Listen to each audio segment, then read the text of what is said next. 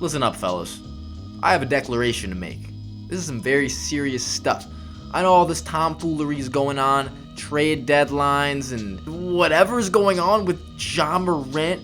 Maybe I should just do a separate video on that, because I honestly still can't believe some of the stuff. You know, this guy is not getting the best press lately, and it may not be anybody's fault but his. Luckily, all this Kyrie stuff kind of came to distract the people from that. But what I'm about to talk about is nothing to do with any of this stuff. It's just to acknowledge there's something going on right now that's getting extremely overlooked and not given the time of day that maybe it would be if all this other drama and trade deadline, obviously, wasn't happening right now. Everybody's anticipating the next big move. We got our notifications going. I'm refreshing Twitter, just checking to see if fucking Dwayne Dedmon gets traded. And he did. That's the type of sicko shit I'm on. But the Milwaukee Bucks, quietly, since the return of Khris Middleton on January 23rd, have not lost a single game. And the only time they really got close to losing was in that battle against the Clippers where, man, this was an ugly ass game, especially for the Clippers. They could not score, ending with a Kawhi airball. Seriously, one of the ugliest games, at least fourth quarters, that I can remember watching this year. At least from an offensive perspective, the defense was generally immaculate.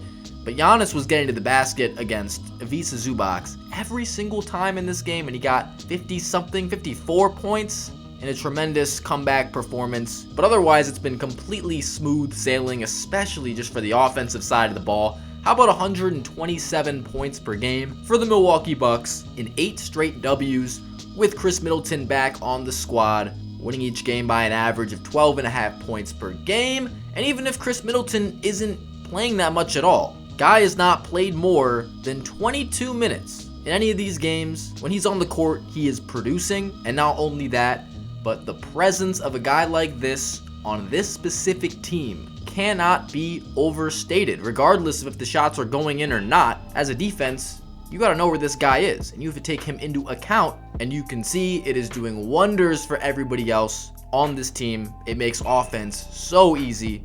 Also, having a guy like Joe Ingles, that's a pretty under the radar acquisition that definitely going to help this team create looks on the offensive end of the court. So let's just get it out of the way. The Milwaukee Bucks are winning the NBA Finals in 2023, barring a serious injury to one of their key players. We saw this team nearly knock off the Boston Celtics, Eastern Conference champions, last year. 7-game series, pretty much with 2 initiating players doing everything on the offensive end of the floor. You had Grayson Allen legitimately as a third option in this series. That's how scary shit was, and they almost pulled it off.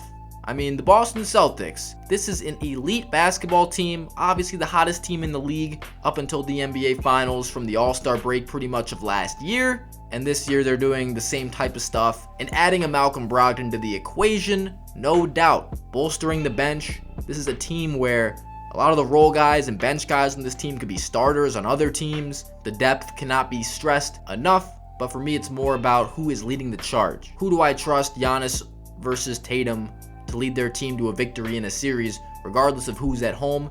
That series goes 7 with no Khris Middleton. And we are seeing, even in incredibly limited amount of time that he's on the court, just what he does for this team.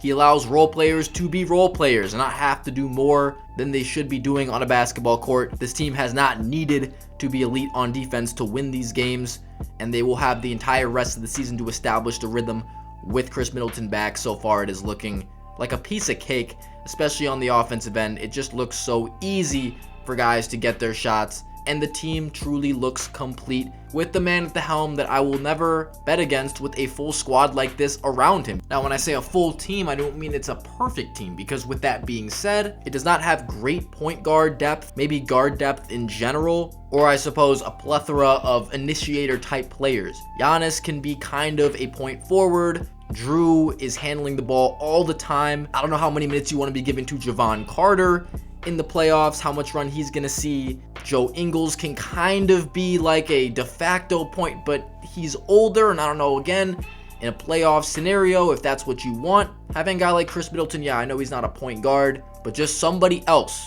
Allow guys to take possessions off. We know Giannis is going balls to the wall. He will get tired, and you do need to monitor that. If he is doing everything for his team on the court, I mean, fatigue's certainly a factor last year in Game 7, where just didn't have it down the stretch. after doing pretty much literally everything for his team throughout that series. This is the best team in the Eastern Conference. Philadelphia 76ers, they have not yet proven they are ready to seize the moment, even if, and a big if, but even if we see a healthy Joel Embiid in the playoffs this year, this team does not have the reserves to compete. In my eyes, the way they are currently constructed, Boston Celtics, surely the greatest threat in the Eastern Conference.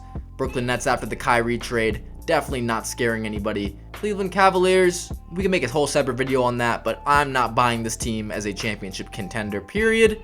As far as the Eastern Conference goes, the biggest threat to this team, the Boston Celtics. These guys are so familiar with each other, and it will be a banger of a series, no doubt. But I can tell you, I am wholeheartedly confident in who I am picking, given that we have these teams at their fullest. I think this is a team that matches up well with, like, the Warriors. I just see Giannis and the Bucks as more of a sure thing than any individual team in that Western Conference or Eastern Conference. And the Western Conference, it's so up in the air right now that you can't really be ultra confident in one team. There is no such thing as a sure thing at this point. It seems like there is a kryptonite for every team, a team that any team could struggle with and lose to. No givens, no certainties of what could happen. I'm riding with Giannis and the Bucks. Just wanted to make it clear right now, get my take out there now. But let me know what you guys think. What about you? Are you certain of a team? Are you convinced? Am I wrong? It's been Bucketology, and I'm out. Peace.